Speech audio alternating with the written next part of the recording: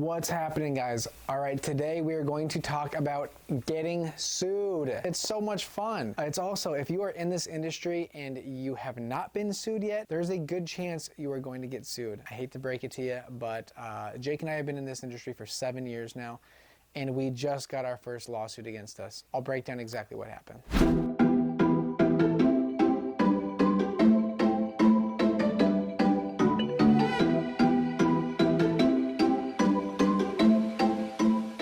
So basically what happened was that Jake and I got a letter in the mail to our office, and it was from a gentleman who had said that he was coming after us because he was on the do not call list, and we reached out to him, and he basically said, okay, listen, send me $750 or I'll be suing you, I'm gonna take you to court, right? So we declined. We thought about it. Like, we honestly were like, maybe we should do it just so we don't have to worry about it. $750 is not crazy. This is the first time anything like this has happened to us. But luckily we didn't do it. We came back and we said, hey, no, we wrote a letter back to the court and said that we're gonna be fighting it. So then they scheduled a court case, a court date, I'm sorry. So they scheduled it for like another month out or so. So then we received another note from the guy saying, hey, I'm suing you for $1,500. So he doubled his price up, said $1,500, if you just pay me, I'll drop the whole thing. So again, Jake and I thought about even $1,500. Should we just do it? It makes it a lot easier. We didn't end up doing it, and we decided to fight it.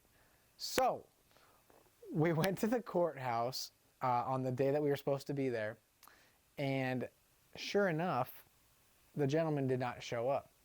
So because he didn't show up, the whole case got dropped, which is really cool. So because we actually decided to fight it, we didn't have to pay the $1,500. So now the details though. So the reason why we were willing to fight it is because we think that we had grounds for it. So he had reached out to, we had called him. It came in as one of our inbound leads. So it was actually a guy that used to work with us, Jack. You guys know him, the pilot. He's wonderful. We miss him. But anyway, he called the guy back and said, hey, listen, interested in buying your property.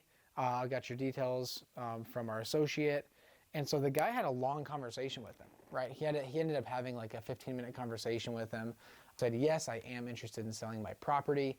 But the only thing is that, he was kind of playing us the whole time. And we didn't know that because he was just making it sound like it was any other regular call. So he told Jack, all the details of the property, said, yes, this is when I'd be interested in selling, all of this. And so Jack had said, sounds great. I will get together with my partners. We'll come up with an offer for you, and I'll reach back out to you. Does that sound good? And he said, yes, that sounds great.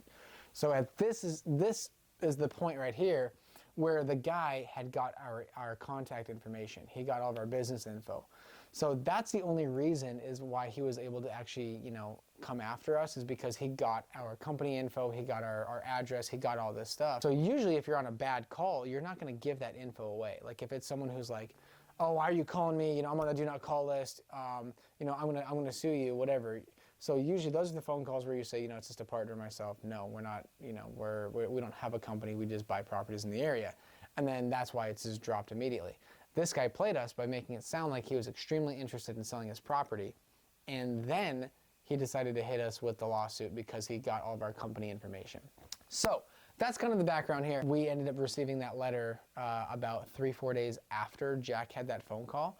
Jack had called him 2 times after that just to kind of check in because the guy wasn't answering his phone anymore. Luckily, what saved us was that, if anything would have came from it, he texted Jack on his phone and said, hey, listen, I have decided that I no longer am interested in selling my home. So what that was we had intent from the guy of at least showing that at some point he was interested in selling his property. So then that would have given us, enough reason to give him a call back, because obviously they talked the first time and he was interested in selling. So that was the kind of crazy story there of how it kind of unfolded, but nothing came out of it, which was wonderful. So you're gonna get those calls. I'm just telling you, you're gonna get those calls. You're gonna get those letters in the mail. Hopefully they don't come very often. Like I said, this was our very first time in 7 years. But don't be scared to fight them. So make sure that you have your ducks in a row for if you do have to actually go to the courtroom and everything. But I mean, we were prepared to sit there in front of the judge and say, listen, he had showed intent of selling. That is the only reason we called him back.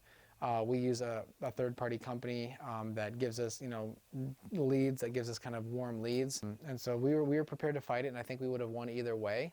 But again, things like this will happen to you, so be prepared for them. So guys, for more videos like this, be sure to stay tuned to the Viking Boys.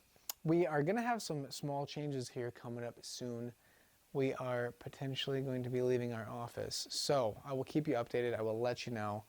But we're not going to stop the content from coming out. We will keep our videos coming for you. So again, be sure you are liking these videos. Be sure you're subscribed down below.